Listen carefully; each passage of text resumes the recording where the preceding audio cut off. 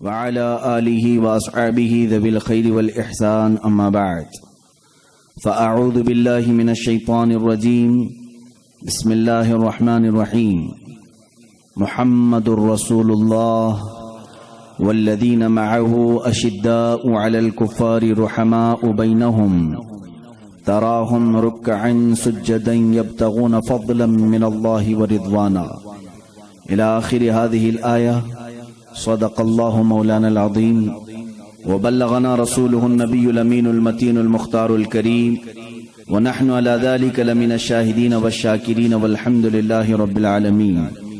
بارگاہ رسالت معاب صلی اللہ تعالی علیہ وسلم میں درود پاک کا ہدیہ پیش کریں.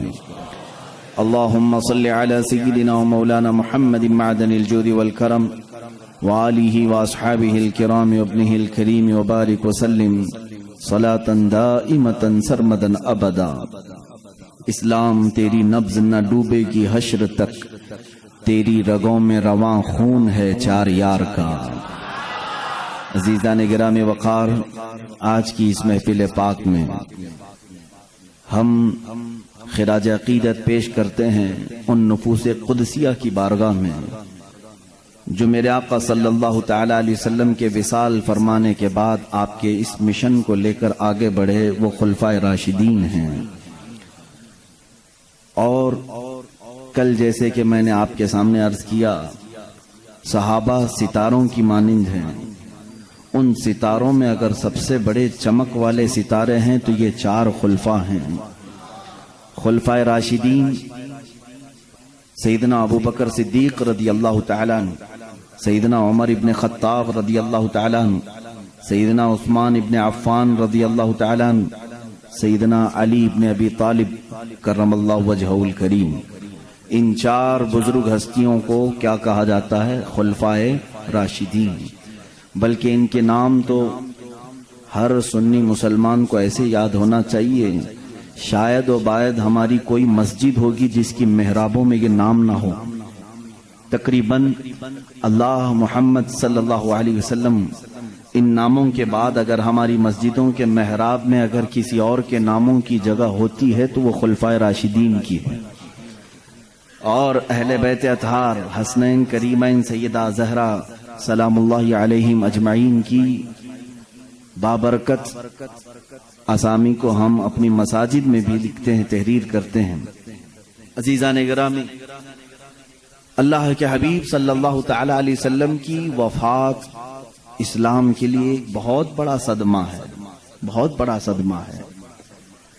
رسول کریم صلی اللہ تعالی علیہ وسلم سے ٹوٹ کر محبت کرنے والے جانثار صحابہ جو ایک لمحے کے لیے بھی اوجھل ہونا پسند نہیں کرتے تھے، ان صحابہ پر کیا بیتی ہوگی جب میرے آقا صلی اللہ تعالی علیہ وسلم اس دنیا سے پردہ فرما رہے ہوں گے. عزیزان گرامی، اس منظر کو اگر ہم بیان کے الفاظ میں لائیں تو واقعی آج بھی ہماری آنکھیں نم ہو جاتی ہیں. وہ صحابہ جو حضور اکرم صلی اللہ تعالی علیہ وسلم کو تلاش کرنے کے لیے صرف آپ کی خوشبو کو سونگھ کر کے گلیاں ڈھونڈتے تھے. اگر تھوڑی دیر میرے آقا صلی اللہ تعالی علیہ وسلم نظر نہ آتے تو صحابہ بے چین ہو جاتے تھے. ان کا تو مذہب یہی تھا، النظرۃ الی وجہ رسول اللہ، رسول اللہ صلی اللہ تعالی علیہ وسلم کے چہرے کی طرف دیکھنا وہ اپنی زندگی کا عین مقصد سمجھتے تھے. حتیٰ کہ کام کرنے والے جو صحابہ مزدور تھے ان کی بھی یہ حالت تھی کہ کام بھی ضروری ہے، گھر بھی چلنا ہے، معاش بھی ضروری ہے، لیکن بارگاہ رسالت معاب صلی اللہ علیہ وسلم میں بیٹھنا بھی ضروری سمجھتے تھے. تو وہ باری متعین کر لیتے تھے دو صحابہ کہ آج میرے حصے کا جتنا بھی کام ہے وہ تو کر لینا، میں حضور کی بارگاہ میں پورا دن بیٹھوں گا، کل تم بیٹھنا اور تیرے حصے کا پورا کام میں کر لوں گا. وہ باری متعین کرتے میرے آقا صلی اللہ علیہ وسلم کے دربار میں حاضری کے لیے بھی. تو ان صحابہ اکرام کے لیے ایک ایسی آزمائش کا لمحہ تھا جب ربیع الاول شریف کا مہینہ آیا.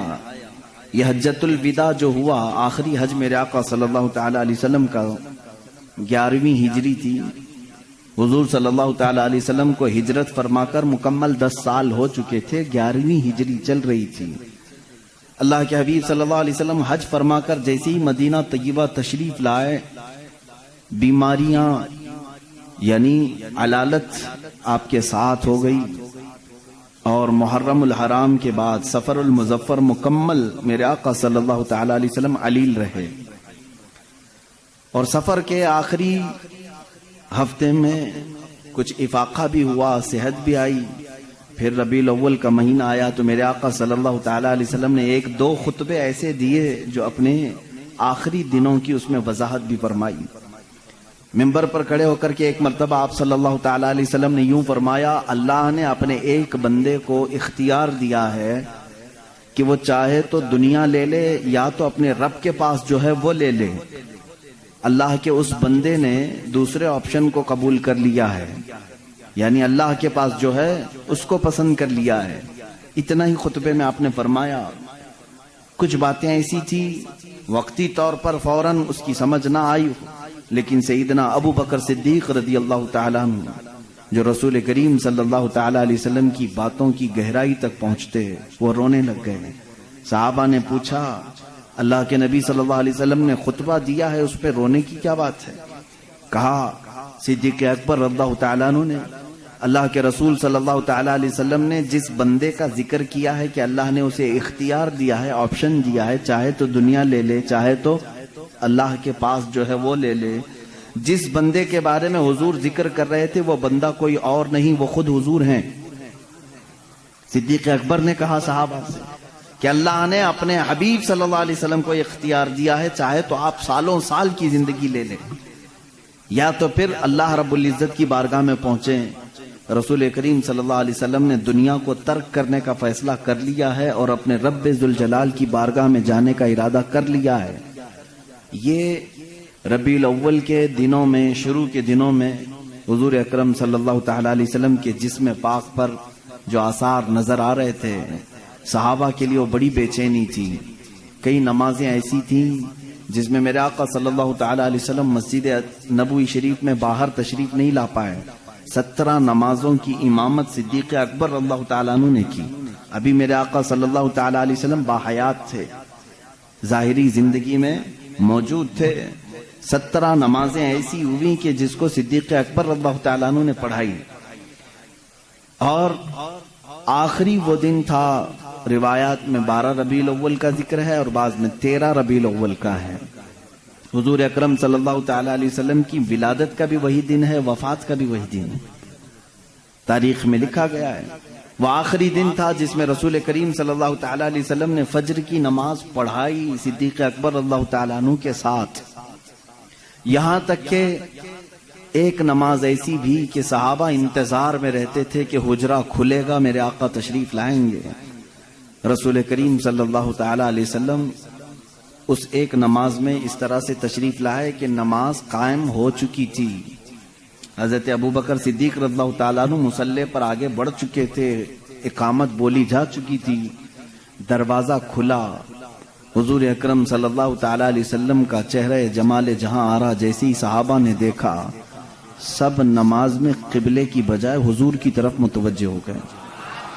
یہ تھا نماز میں بھی صحابہ کا ادب و احترام، ان کی کسی کی نماز نہیں ٹوٹی، کیونکہ وہ کعبے کی طرف سے منہ ہٹا کر کعبے کے کعبے کو دیکھ رہے تھے۔ حضور اکرم صلی اللہ تعالی علیہ وسلم باہر تشریف لائے تو اس حال میں کہ روایات میں موجود ہے 2 صحابہ کے کندھوں پر آپ نے ہاتھ رکھا اور آپ صلی اللہ تعالی علیہ وسلم کے پیر زمین پر نہیں لگ رہے تھے، رسول کریم صلی اللہ تعالی علیہ وسلم کی انگلیاں زمین پر لگتی آئیں۔ اسی طرح مسجد نبوی شریف میں اندر آئے، حضرت ابوبکر صدیق پیچھے ہٹنے لگے تو آپ نے کہا آگے بڑھو۔ پھر صدیق اکبر رضی اللہ تعالیٰ عنہ نے نماز نہیں پڑھائی کہ رسول پاک کے امام ہوتے ہوئے کوئی دوسرا امام ہو ہی نہیں سکتا۔ اللہ کے نبی صلی اللہ تعالیٰ علیہ وسلم نے اس نماز کی بھی امامت فرمائی، صدیق اکبر رضی اللہ تعالیٰ عنہ مکبر بن کر رہے، اور اسی رات کو میرے آقا صلی اللہ تعالیٰ علیہ وسلم کے لیے وہ دن بھی آیا جب سیدہ عائشہ صدیقہ رضی اللہ تعالیٰ عنہ فرماتی ہیں بخار کی شدت اتنی زیادہ ہو گئی تھی کہ بار بار میرے آقا صلی اللہ تعالیٰ علیہ وسلم مسواک کو پانی میں ڈبوتے اور منہ میں رکھتے تھے، کبھی پانی کے چھینٹے حضور اکرم صلی اللہ تعالیٰ علیہ وسلم اپنے چہرے اقدس پر لگاتے، یہ سختی تھی نزع کے وقت کی. یہ جو نزع کی سختی ہے میرے عزیزو، اس سے ہر ایک کو گزرنا ہوتا ہے.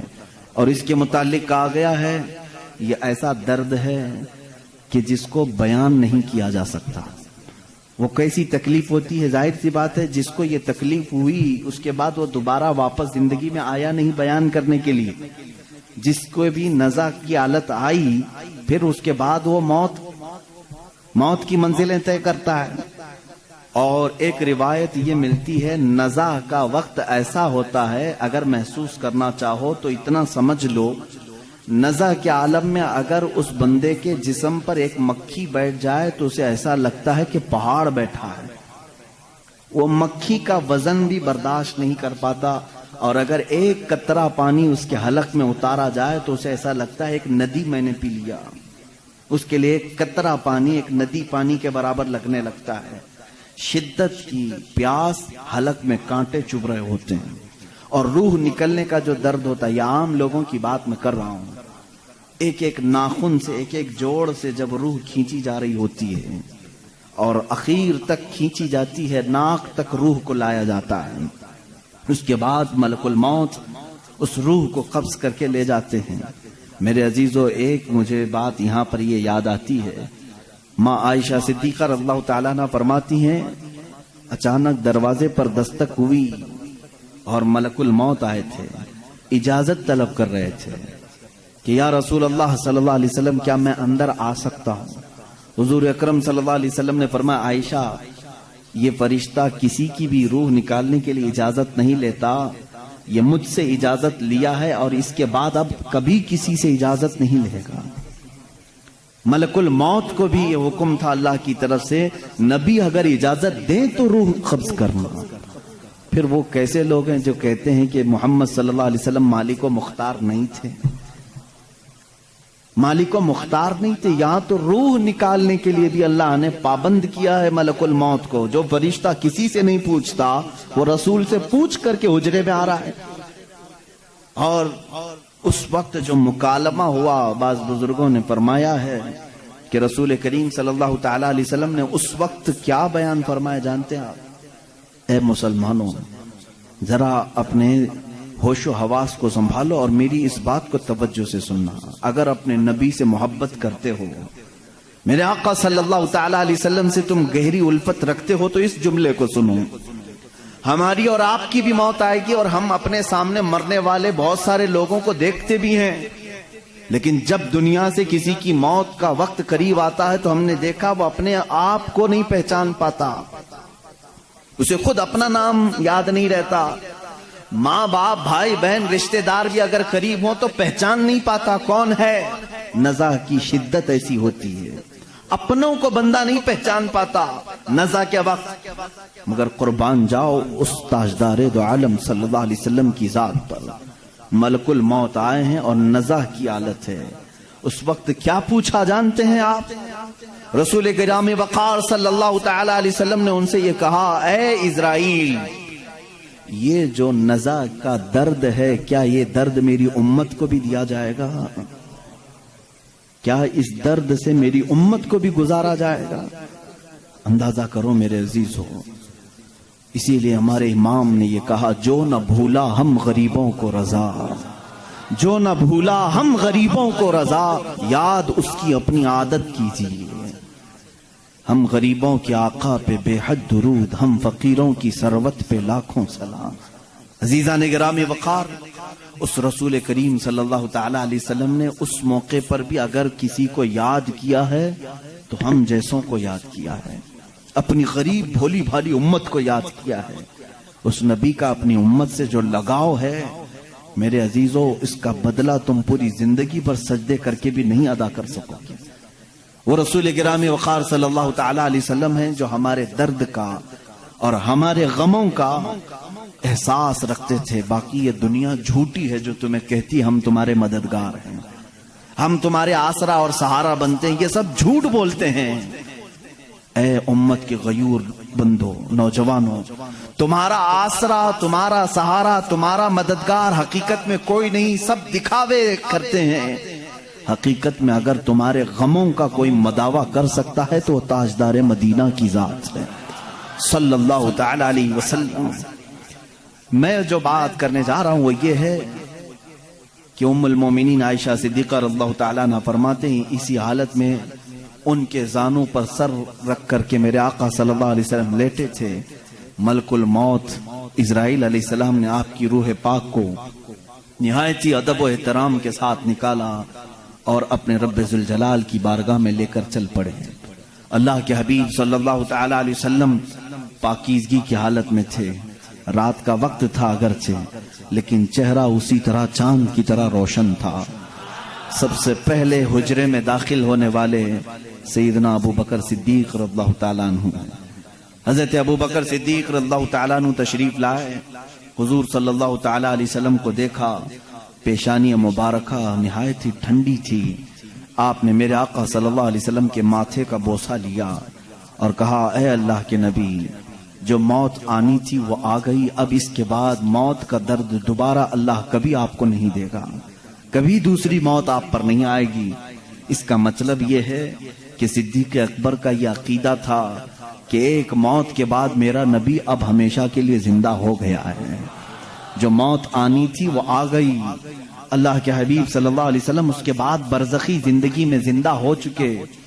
اب جو معاملات تھے، یہ پیر کا دن تھا، پیر کا دن گزر کر رات آئی تھی۔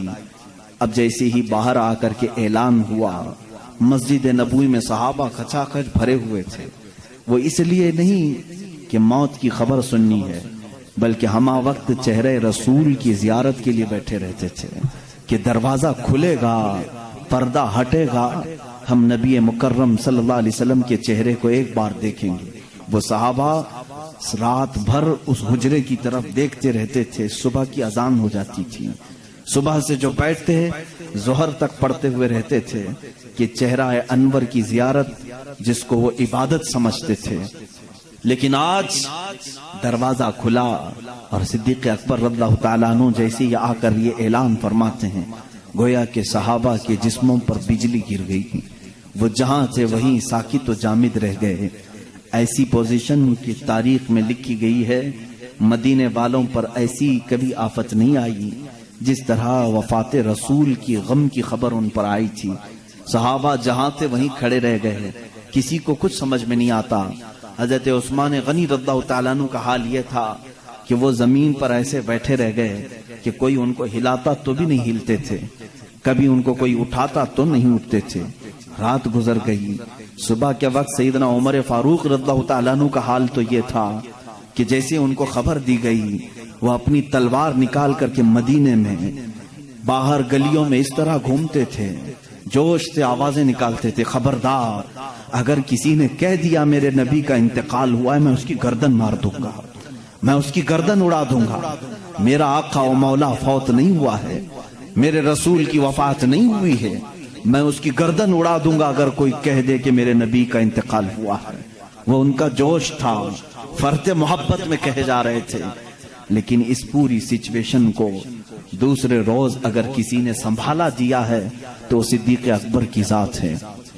سیدنا ابو بکر صدیق رضی اللہ تعالیٰ عنہ نے سب کو جمع کیا مسجد نبوی شریف میں، صحابہ سے پوچھا کہ تم اب تک کس کی عبادت کرتے تھے، محمد صلی اللہ علیہ وسلم کی یا اللہ کی؟ سن لو، جو محمد صلی اللہ علیہ وسلم کی عبادت کرتے تھے ان کا کام تھا اللہ کی طرف سے وہ آئے اور انہوں نے امانت بندوں تک پہنچائی اور پھر وہ واپس اپنے رفیق اعلیٰ کے پاس چلے گئے۔ تو جو ان کی عبادت کرتا تھا وہ سمجھ لے کہ ان کا انتقال ہو چکا، اور جو اللہ کی عبادت کرتا تھا وہ سمجھ لے اللہ آج بھی زندہ ہے اور ہمیشہ زندہ رہے گا۔ اور آیت کریمہ انہوں نے تلاوت کی، وما محمد الا رسول قد خلت من قبلہ الرسل افئن مات اور یہاں سے کہتے ہیں اللہ تعالیٰ کی آیت پڑھ کر کے او قتل انقلبتم علی اعقابکم، اللہ نے فرمایا محمد صلی اللہ علیہ وسلم اللہ کے ایک رسول ہیں، ان سے پہلے بھی رسول آئے اور چلے گئے، اگر اس رسول کی وفات کے بعد کوئی منہ پھیر لیا، دین چھوڑ دیا، اللہ فرماتا فَلَن يَضُرَّ اللَّهَ، تو اس نے اللہ کا کچھ نہیں بگاڑا، اللہ کا کچھ بھی نقصان نہیں ہوگا۔ جو کچھ بھی بگڑے گا وہ تمہارا خود کا بگڑے گا. رسول کے بعد کوئی بھی منہ نہ پھیرے.